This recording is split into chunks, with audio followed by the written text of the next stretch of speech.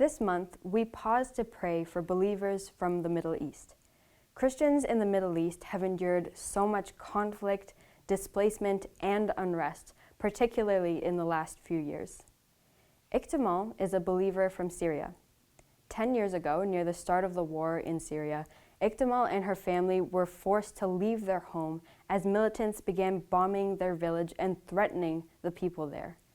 About 20 people were killed as a result of these attacks on her village.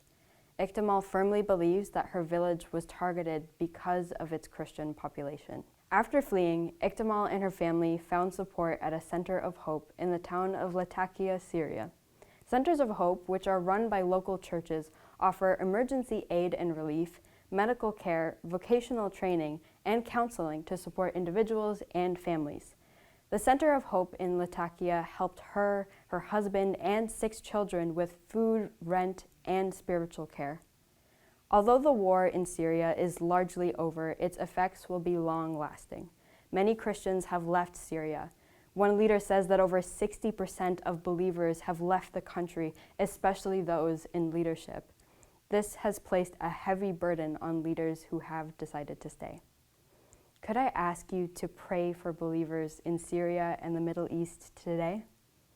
Pray for Iktimal, her family, and so many believers who are just like her, who are rebuilding their lives after fleeing from conflict.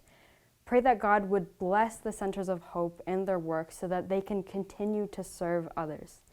Ask the Lord to raise up and encourage church leaders in Syria and Iraq. If you've prayed today, could you take a moment to visit opendoorscanada.org/hope and add your light to our 1 million Prayers of Hope map? We want to visibly show believers in the Middle East that Christians all around the world are uniting in prayer for them. Thank you for pausing for Iktimal and for the church in the Middle East today.